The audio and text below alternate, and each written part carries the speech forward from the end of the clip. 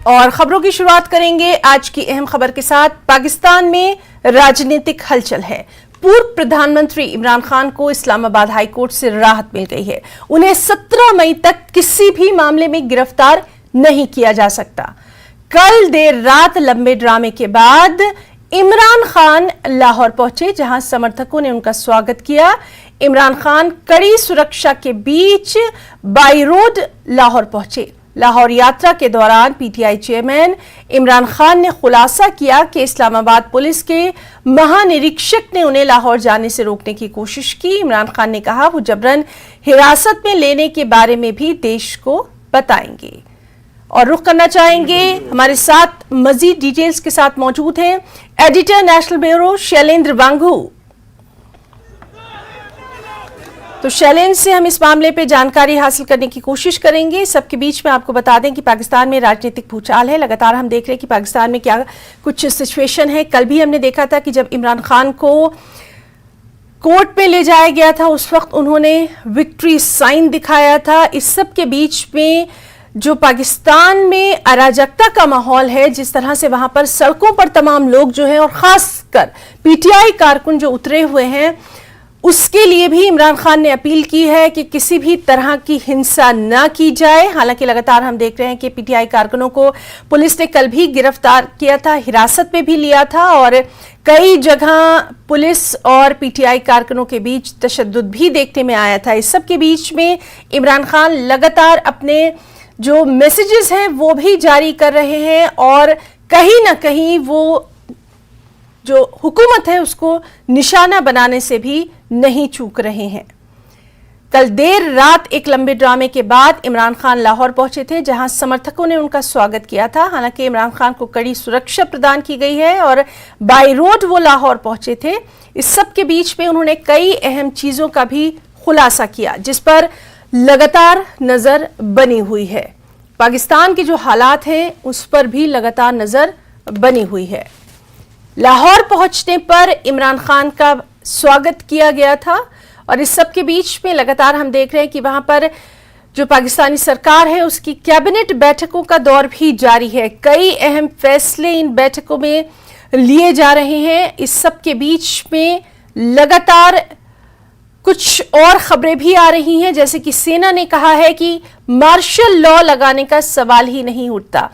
दर्शकों, आपको पता है कि पाकिस्तान और मार्शल लॉ और सेना, इन तमाम चीजों का आपस में लगातार माजी में भी हम देखते रहे हैं कि साथ रहा है और अब इसी तरह की सिचुएशन इस बार भी वहां नजर आ रही है। लेकिन इसको लेकर सेना ने वहां की साफ कर दिया है कि मार्शल लॉ लगाने का सवाल नहीं उठता। इस सब के बीच में इमरान खान ने कहा है कि शांतिपूर्ण विरोध के लिए तैयार रहें।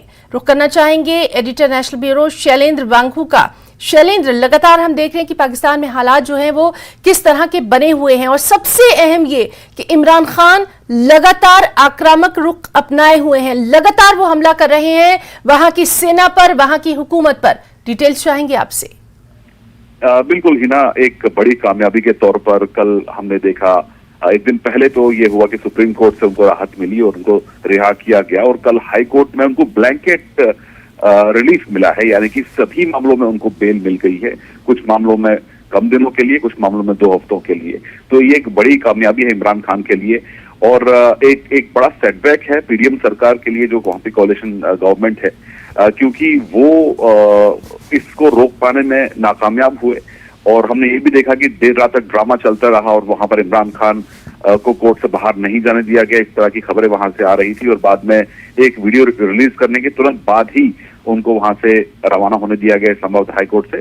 जिसके बाद हमने देखा कि लाहौर जब वो पहुंचे तो एक भारी भीड़ उनके लिए इंतजार कर रही थी। उनका एक ग्रैंड वेलकम वहां लाहौर में किया गया और उनको करीब 3 से 4 घंटे लगे। आज सुबह वो वहां लाहौर पहुंचे हैं और पब्लिक सपोर्ट देखने को वहां लोग सड़कों पर वहां पर उनका इस्तकबाल करने के लिए खड़े थे।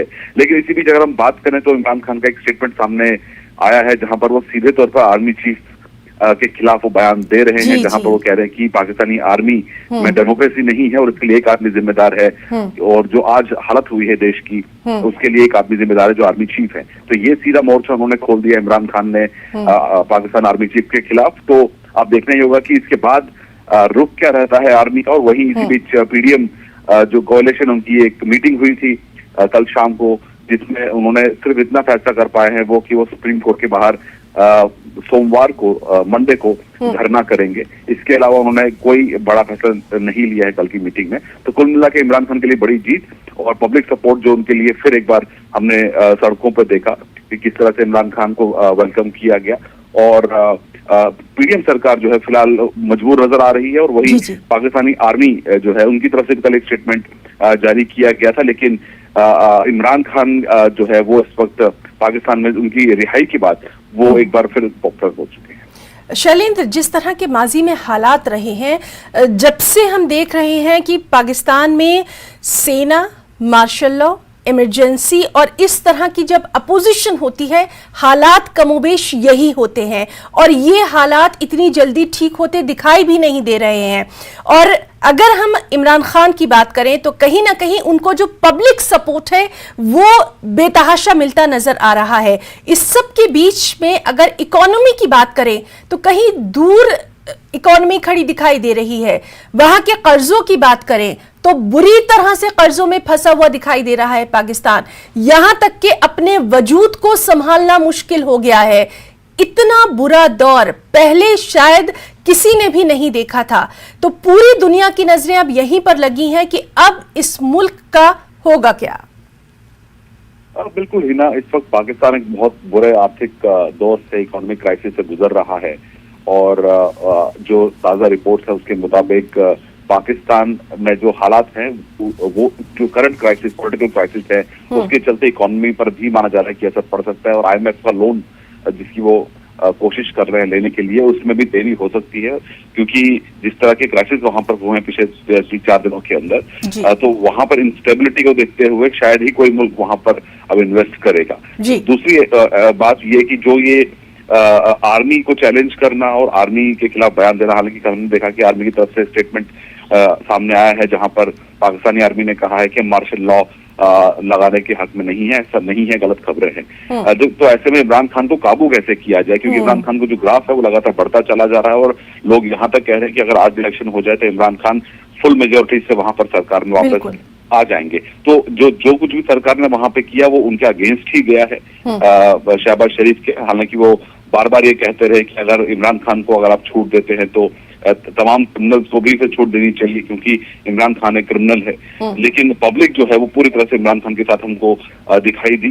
और पाकिस्तानी आर्मी का अभी तक क्या रोल है, क्योंकि ऐसी भी खबरें आ रही थी कि इमरान खान की हो सकता है कि मुलाकात हुई हो ड्यूरिंग जब वो डिटेंशन में थे, जब उनको अरेस्ट किया गया था, हो सकता है उस वक्त उनकी बातचीत आर्मी से हुई हो। इस तरह के सवाल खड़े किए जा रहे हैं। हालांकि उसके बाद जब इमरान खान कल सामने आए मीडिया के, तो उन्होंने सीधे पाकिस्तानी आर्मी चीफ को टारगेट किया। तो उसके बाद आगे की क्या कार्रवाई होगी इसको लेकर अभी क्लैरिटी नहीं है, क्योंकि काफी सिचुएशन वॉलेटाइल बनी हुई है। हालांकि आने वाले कुछ दिनों तक इमरान खान एक आजाद व्यक्ति हैं, लेकिन अब देखना ही होगा कि इस मामले में आगे सरकार क्या कदम उठाती है। लेकिन फिलहाल सरकार के पास धरने के अलावा और कोई ऑप्शन नहीं। बिल्कुल शैलेंद्र, और आज भी वहां पर किस तरह की सरगर्मियां रहती हैं, किस तरह के हालात रहते हैं, उस पर लगातार नजर बनी रहेगी। बहुत बहुत शुक्रिया शैलेंद्र वांगुआ आपका तमाम तर तफसीलात के लिए, जानकारी के लिए। आगे बढ़ेंगे। राजौरी में पटाखों की बिक्री, जमा करने, उसके इस्तेमाल पर सख्त पाबंदी लगा दी गई है। राजौरी जिला मजिस्ट्रेट ने मौजूदा सुरक्षा परिस्थितियों को ध्यान में रखते हुए ये अहम फैसला लिया। जिले में आतंकी हमलों के खतरों को देखते हुए सुरक्षा बलों में पटाखे से उत्पन्न होने वाली संशय से बचने के लिए ये आदेश जारी किया गया। हमारे साथ मौजूद हैं हमारे साथी शक्ति शर्मा। शक्ति, आपसे हम जानना चाहेंगे, जिस तरह से लगातार हम देख रहे हैं कि वहां पर सुरक्षा को लेकर खासी एहतियात बरती जा रही है, अब पटाखों पर बिक्री भी बंद कर दी गई है और बहुत जरूरी है इस तरह की कार्रवाई करना आम लोगों की सुरक्षा को देखते हुए, जानकारी चाहेंगे।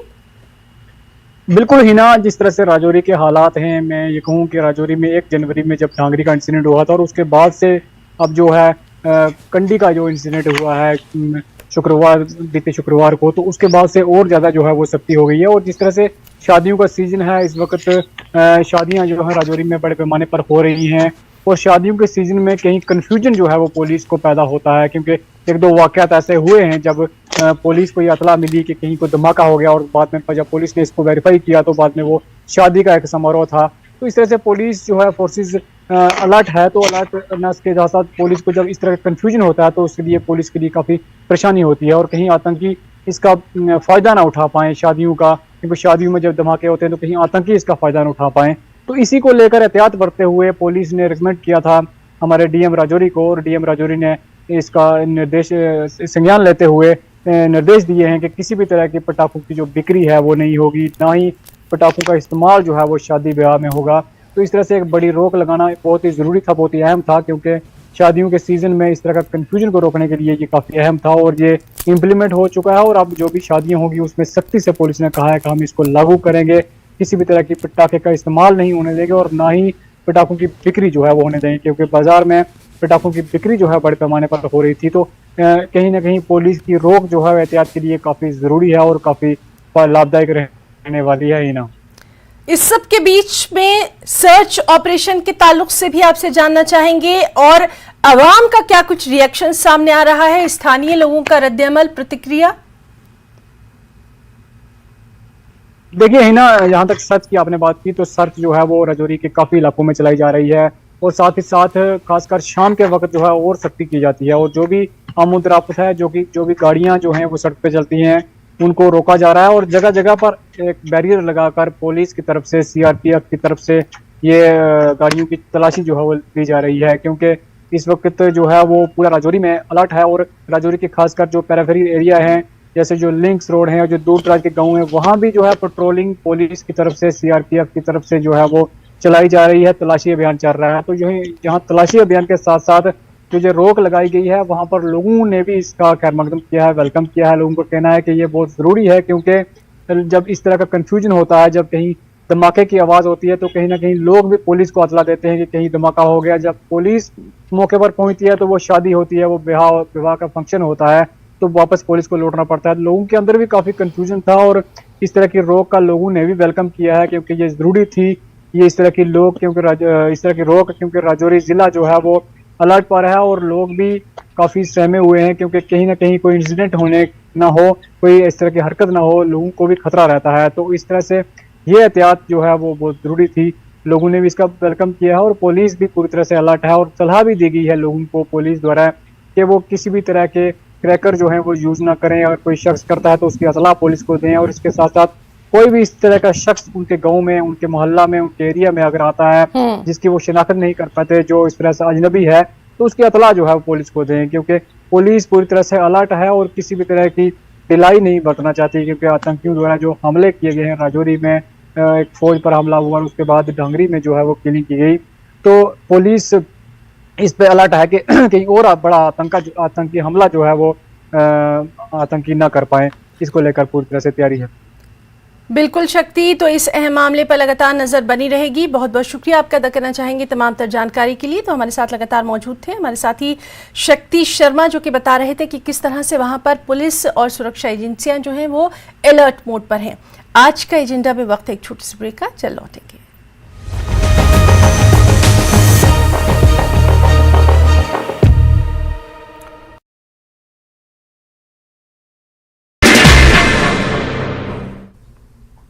नमस्कार, धारवी रफ्तार भी में आपका बहुत स्वागत करते हैं। मैं हूं हिना जुबैर। शुरुआत करेंगे अहम खबरों से। जम्मू कश्मीर गृह विभाग का निर्देश, 607 नए पोस्ट क्रिएट करने का आदेश। पाकिस्तान से लगी सीमाओं के चलते फैसला, एंटी इन्फिल्ट्रेशन ग्रिड को किया जाएगा मजबूत।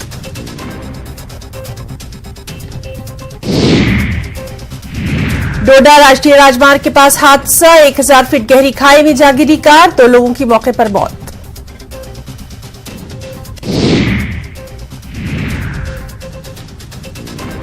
श्रीनगर के छताबल के वीर इलाके में भीषण आग, 3 रिहायशी घर जलकर खाकस्तर। घटना के तुरंत बाद आग बुझाने के लिए दमकल की गाड़ी मौके पर पहुंची और आग। आयुर्वेदिक चूर्ण, पेट सफा तो हर रोग दफा।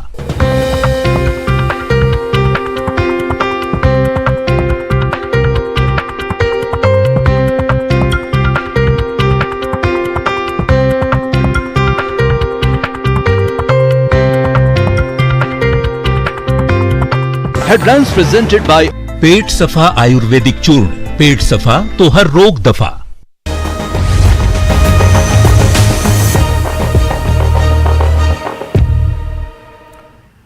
और आज का एजेंडा में एक और अहम खबर जम्मू कश्मीर से है।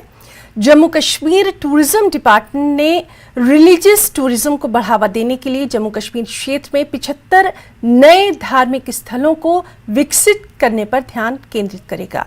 कमिश्नर टूरिज्म आबिद रशीद ने ये बात कही। इस योजना के तहत कई धार्मिक स्थलों और मंदिरों का जीर्णोद्धार किया जाएगा। कल उपराज्यपाल ने दौरा कर आबिगुजर में 200 साल पुराने शिव मंदिर का जीर्णोद्धार किया था। हाल ही में अमित शाह ने एलओसी कुपवाड़ा के पास शारदा देवी मंदिर का उद्घाटन किया था।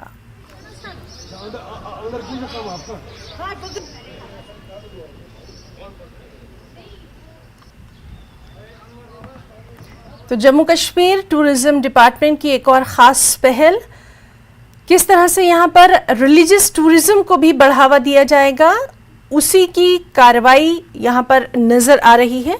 जो धार्मिक स्थल हैं, जो मंदिर हैं, उनको किस तरह से नए तरीके से अब आवाम के सामने रखा जाएगा, ये यहां पर बेहद अहम हो जाता है जानना। कमिश्नर टूरिज्म सैयद आबिद रशीद ने ये बात कही है और इस स्कीम के तहत कई रिलीजियस प्लेसेस के ऊपर खासा ध्यान दिया जाएगा।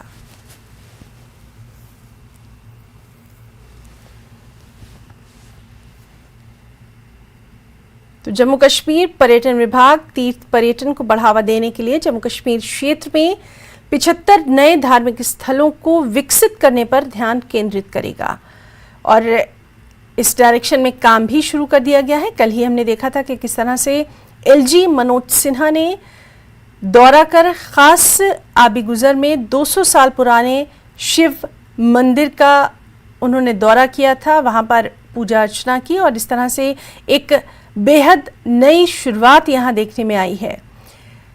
हाल ही में गृह मंत्री अमित शाह ने भी एलओसी कुपवाड़ा के पास शारदा देवी मंदिर का उद्घाटन किया था।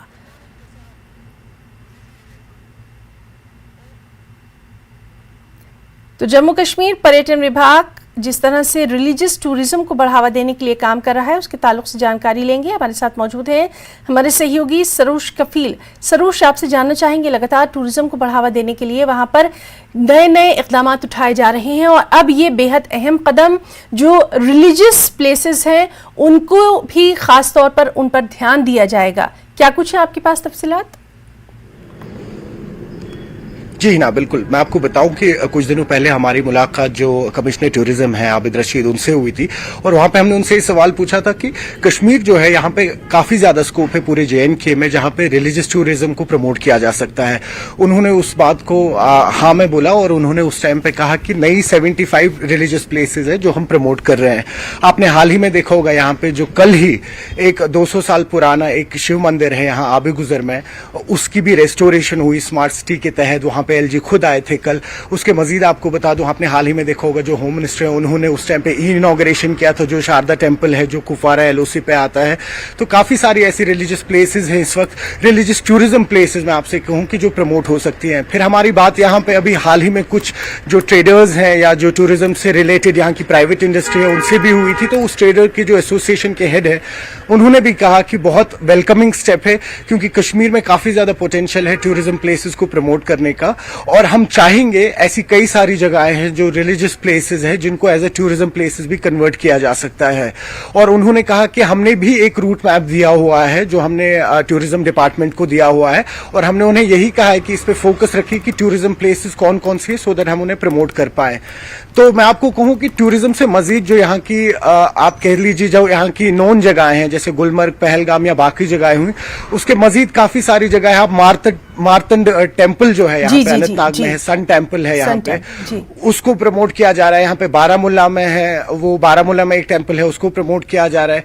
तो काफी सारे रिलीजियस प्लेसेस है और उसमें खाली मंदिर ही नहीं, मैं आपको बता दूं अगर आप किश्तवाड़ की बात कर ले, किश्तवाड़ में भी कुछ श्राइन्स है, दरगाह हैं, या आप राजौरी की बात कर ले, लेह लद्दाख में जो मोनास्ट्रीज हैं उनमें से कई सारी नई जगहें हैं। आपको बता दूं 2 साल पहले भी लद्दाख में कुछ नई मोनास्ट्रीज हैं जो डिस्कवर की गई थी।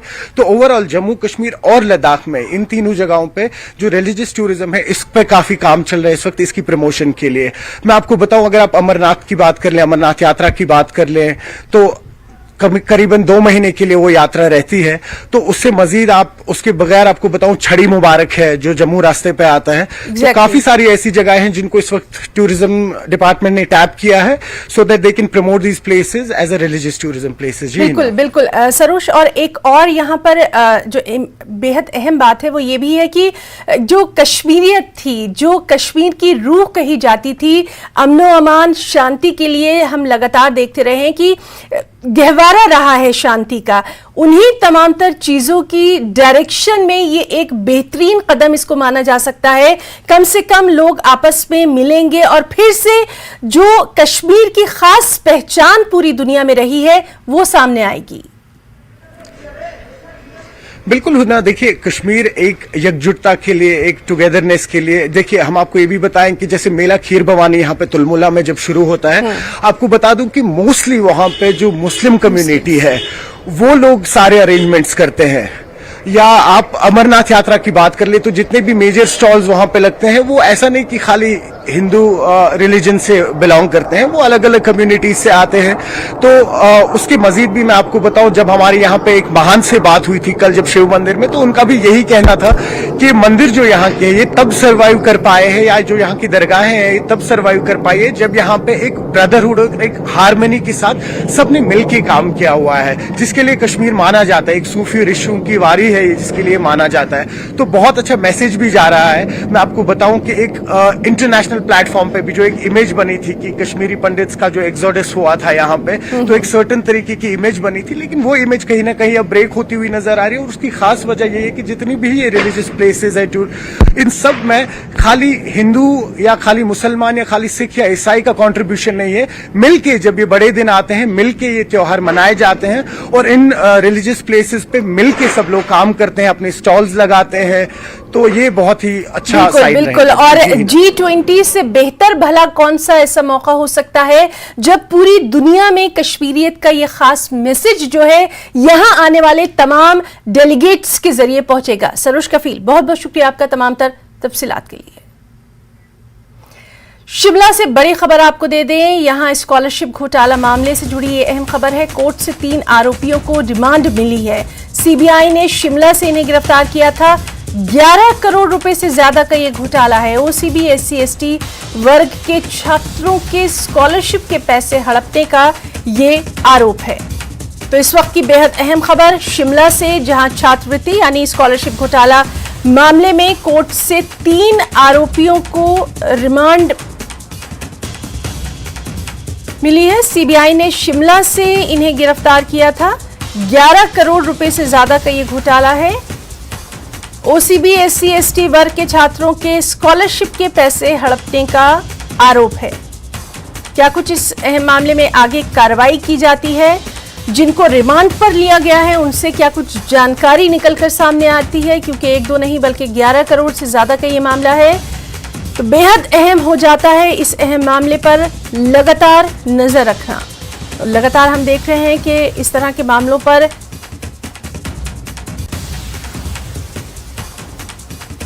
आपको बताएं कि ये ओबीसी SC/ST वर्ग के छात्रों के पैसे हड़पने का मामला है। यहां पर थोड़ा सा करेक्शन कर देंगे कि सीबीआई ने शिमला से गिरफ्तार किया था और ओबीसी SC/ST वर्ग के छात्रों के पैसे हड़पने का ये आरोप है। सीधे रुख करना चाहेंगे हमारे साथी राजेंद्र शर्मा का।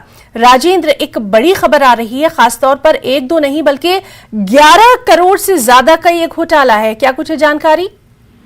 बिल्कुल ही ना, 11 से 13 करोड़ रुपए हड़पने का इन तीनों आरोपियों के ऊपर इल्जाम है और सीबीआई ने इनको गिरफ्तार किया है और शिमला से, जिसके बाद इनको कोर्ट में पेश किया गया और कोर्ट की तरफ से इनको सीबीआई रिमांड पर भेज दिया गया है।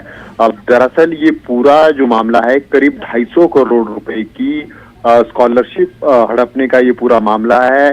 2012 से 2017 के बीच में शिक्षा विभाग के आला अधिकारी, प्रदेश सरकार सचिवालय के कुछ आला अधिकारी, सब ने मिलकर और शिक्षण संस्थानों ने मिलकर SC, ST और OBC वर्ग के जो स्कॉलरशिप का पैसा आता है उसको फर्जी एंट्री करके और अलग अलग तरीके से इस पूरे पैसे को करीब 250 करोड़ बिल्कुल बिल्कुल। तो इस अहम मामले पर लगातार नजर बनी रहेगी। आगे भी खबरों में हम आपसे तमाम तफसीलात अपने दर्शकों तक पहुंचाते रहेंगे। राजेंद्र, फिलहाल जो आपने जानकारी दी है उसके लिए आपका बहुत बहुत शुक्रिया अदा करना चाहेंगे। और आज का एजेंडा में आज की सबसे अहम खबर, कर्नाटक की जनता ने चुनाव में अपना फैसला कर दिया है। क्या ये फैसला दिया है, ये तस्वीर आज साफ हो जाएगी।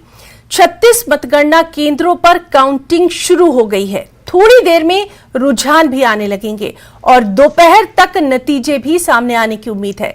मतगणना को लेकर सख्त सुरक्षा व्यवस्था की गई है। चुनाव आयोग ने मतगणना को लेकर विशेष इंतजाम किए हैं। राज्य की 224 विधानसभा सीटों के लिए 2615 उम्मीदवार मैदान में हैं। इनमें 2430 पुरुष हैं, 184 महिलाएं हैं। इसके अलावा थर्ड जेंडर एक प्रत्याशी भी यहां मैदान में है।